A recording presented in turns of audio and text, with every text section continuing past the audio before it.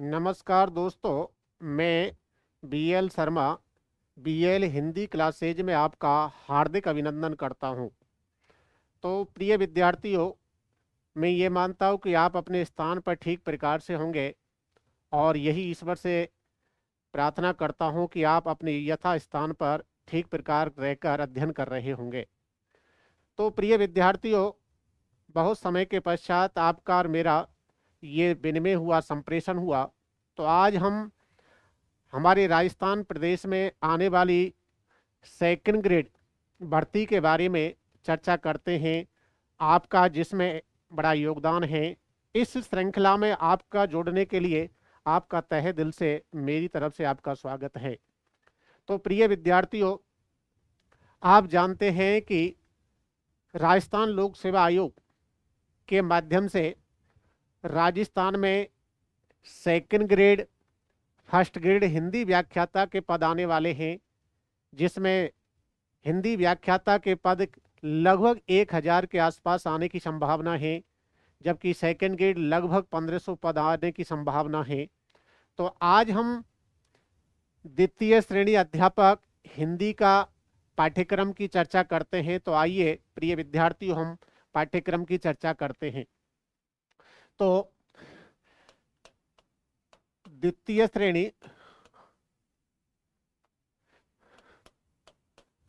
द्वितीय श्रेणी अध्यापक द्वितीय श्रेणी अध्यापक की चर्चा करते हैं। अब जिसके पाठ्यक्रम की चर्चा करते हैं, पाठ्यक्रम की चर्चा करते हैं दोस्तों। तो ये तो आप सभी शायद संभवतः जानते होंगे कि जब कोई भी सिलेक्शन होता है तो सिलेक्शन में दो पेपर होते हैं। पहला पेपर जीके एवं साइकोलॉजी का होता है और द्वितीय पेपर सब्जेक्ट का होता है। तो दोस्तों, ये तो पता होगा कि प्रथम जो पेपर होता है, प्रथम पेपर में 100 सवाल आते हैं, जबकि द्वितीय द्वितीय पेपर में 150 सवाल आते हैं। यानी कि हम ये कह सकते हैं कि पूरे जो प्रश्न होंगे, टोटल संख्या होगी 250 प्रश्न होंगे। 150 सवाल तो सब्जेक्ट के होंगे और 100 सवाल जीके के होंगे। उन दोनों से मिलाकर, यानी कि उन दोनों से मिलाकर हमारे कुल सवाल बन जाते हैं 250।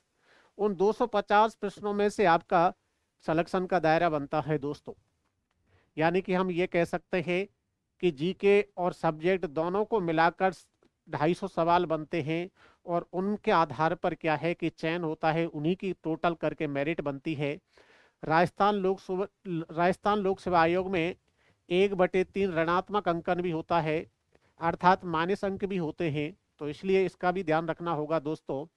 तो हम अब बात करते हैं कि पाठ्यक्रम में कैसे कैसे किस प्रकार हिंदी के पाठ्यक्रम के बारे में। तो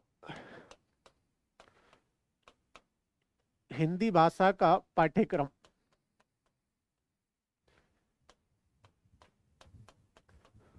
हिंदी भाषा का पाठ्यक्रम के बारे में चर्चा करते हैं कि हिंदी भाषा का जो पाठ्यक्रम होता है दोस्तों, उस पाठ्यक्रम में किस किस कैसे कैसे विभाजन होता है, कैसे कैसे सवाल आते हैं, अर्थात व्याकरण का कितना महत्व है, भाषा विज्ञान का कितना महत्व है, हिंदी साहित्य के इतिहास का कितना महत्व है, पाठ्य पुस्तकों का कितना महत्व है, अर्थात शिक्षण विधियों के कितने सवाल आएंगे। तो उसके बारे में मैं आपसे चर्चा यहाँ पर चर्चा कर रहा हूँ। तो पाठ्यक्रम, अब पाठ्यक्रम में क्या है कि हम बात करते हैं कि जो पाठ्यक्रम है उस पाठ्यक्रम में किस प्रकार के सवाल आने हैं, अर्थात कौन कौन किस किस बिंदु का क्या क्या महत्व है। यानी कि हम ये कह सकते हैं दोस्तों, जो हमारे जो प्रकरण है, बिंदु हैं, उनका किस प्रकार महत्व है, कितने सवाल आते हैं, उनकी यहाँ पर चर्चा कर रहे हैं प्रिय विद्यार्थियों। अब देखेंगे, सबसे पहले आता है व्याकरण का पार्ट आता है। सबसे पहले व्याकरण, यानी कि सबसे छोटा पार्ट, सबसे पहला जो आप कक्षा 6 से लगभग अनवरत रूप से व्याकरण पढ़ते आ रहे हैं।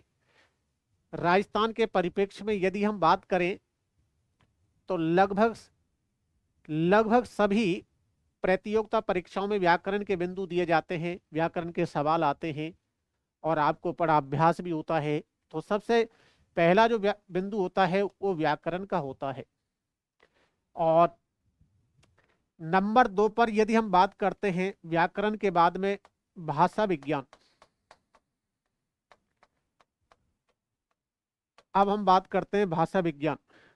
भाषा विज्ञान में कि राजस्थान के परिप्रेक्ष्य में, भारत के परिप्रेक्ष्य में, अर्थात क्या है कि भारत और राजस्थान के परिप्रेक्ष्य में ही यहां से सवाल आते हैं दोस्तों। क्योंकि स्थिति यह है कि विश्व के संदर्भ में अर्थात महाद्वीपों के संदर्भ में सेकंड ग्रेड में भाषा विज्ञान के प्रश्न नहीं आते कि हिंदी भाषा का मानक रूप क्या है,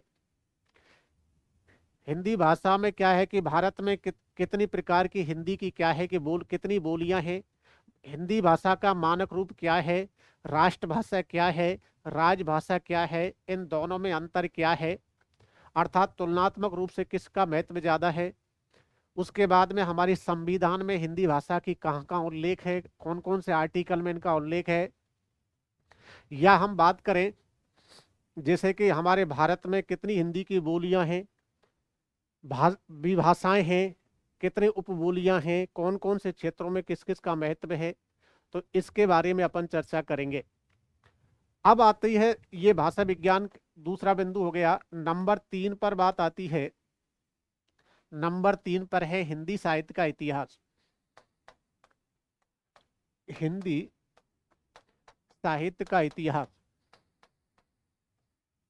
हिंदी साहित्य का इतिहास दोस्तों, हिंदी साहित्य का इतिहास बड़ा व्यापक रूप है। यदि हम कहें कि देश काल प्रवृत्तियों के आधार पर, देश काल परिवेश के आधार पर, जैसा युग था, जैसी समस्याएं थी, जैसा वातावरण था, जैसा परिवेश था, उसी के आधार पर हमारे इतिहासकारों ने लेखन कार्य किया। और यदि हम चर्चा करें हिंदी साहित्य के इतिहास की तो बहुत व्यापक रूप है। हिंदी साहित्य के इतिहास को जितना पढ़ा जाए उतना कम है, क्योंकि हिंदी साहित्य का इतिहास कभी भी समाप्त होने वाला नहीं है दोस्तों। अर्थात लेके क्या है कि हमारे आदिकाल से लेकर आज तक जो भी कोई लेखन कार्य कर रहे हैं, जो भी रचनाकार लेखन कार्य कर रहे हैं, चाहे कोई लेखक है, चाहे कोई कवि है, कोई कविताओं का अपनी भावनाओं को उद्गार कर रहे हैं, तो उनको लेकर कहने का तात्पर्य ये निकला कि आदिकाल से लेकर अब तक जो भी कोई लेखन कार्य हुआ, समय के आधार पर इतिहासकारों ने इसका विभाजन किया, तो वो सब किस में आ जाता है, हिंदी साहित्य का इतिहास। हिंदी साहित्य के इतिहास का महत्व यदि हम बात करें तो फर्स्ट ग्रेड में अधिक होता है बजाय सेकंड ग्रेड के। फर्स्ट ग्रेड में तो लगभग 50 से 60 सवाल हिंदी साहित्य के इतिहास के आते हैं दोस्तों। और कहीं कहीं कहीं हिंदी साहित्य के इतिहास किताबों से भी विभाजन होता है, किताबों से भी जुड़े रहते हैं। तो इस प्रकार हम कह सकते हैं कि हिंदी साहित्य का इतिहास हमारे क्या है कि बड़ा महत्व है, बड़ा व्यापक है और भावना और विचारों से अभिव्यक्त किया जा सकता है। भावना और विचारों के समय के आधार पर अभिव्यक्त करने वाला जो काव्य लेखन है वह है हिंदी साहित्य का इतिहास। अब हम मानते हैं नंबर 4 काव्य शास्त्र।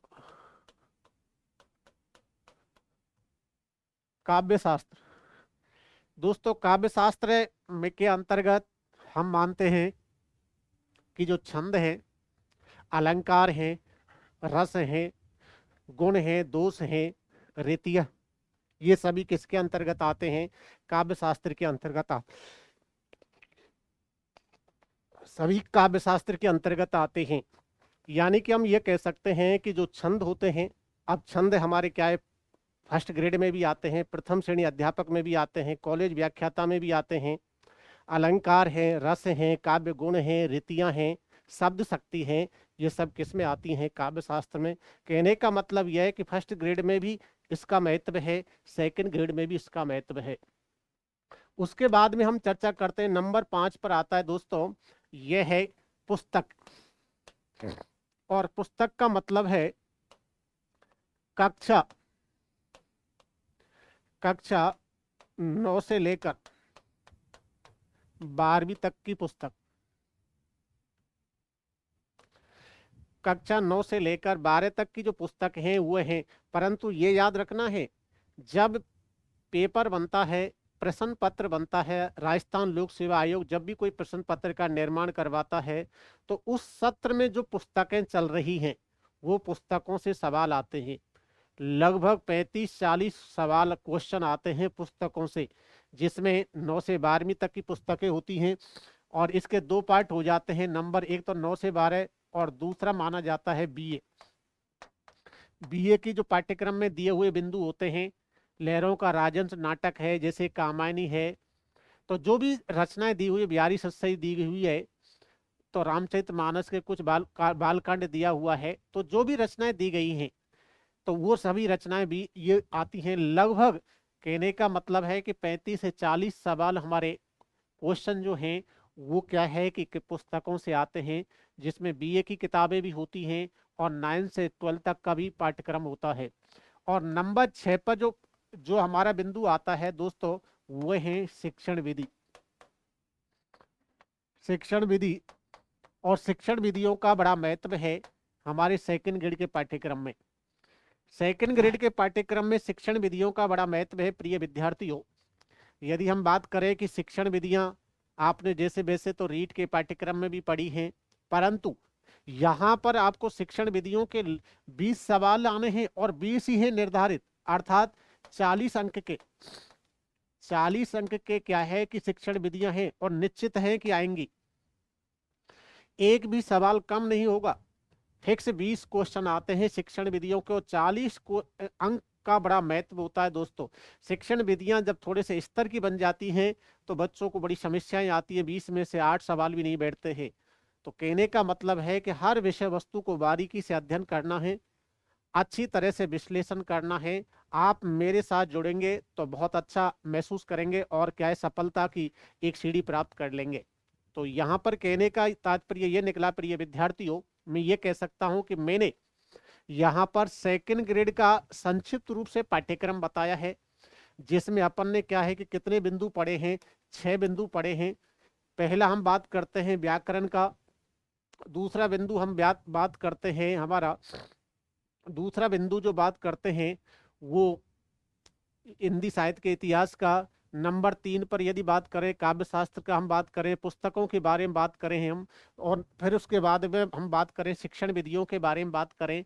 तो इस प्रकार हम कह सकते हैं कि जो हमारे पाठ्यक्रम में जो सिलेबस है, जो पाठ्यक्रम है, उसके बारे में हम और विस्तार से क्या है कि इसकी चर्चा बाद में करेंगे। वैसे मुख्य रूप से मैं आपको ये भी बताऊंगा कि किस पाठ से कितने सवाल आने हैं, कौन से बिंदु से कितने सवाल आते हैं, विगत परीक्षाओं में कैसे कैसे सवाल पूछे गए हैं, कितने सवाल व्याकरण से पूछे गए, कितने सवाल काव्य शास्त्र से पूछे गए, कितने शिक्षण विधियों से सवाल पूछे गए, किस स्तर तक पूछे जाते हैं। तो ये जो चर्चा होगी हमारी क्या है कि ये विस्तार से एक क्या है कि क्लास और ली जाएगी सेकंड ग्रेड के बारे में। तो इस प्रकार मैं आपको बेहतर से बेहतर, अच्छे से अच्छा शिक्षण कार्य कराने का पूरा संकल्प लेता हूं। तो मैं आज के सीमित समय के लिए, आज के लिए इतना ही, और विस्तार से हम चर्चा करेंगे अगले वीडियो में। मेरा सभी विद्यार्थियों को प्रेम भरा नमस्कार।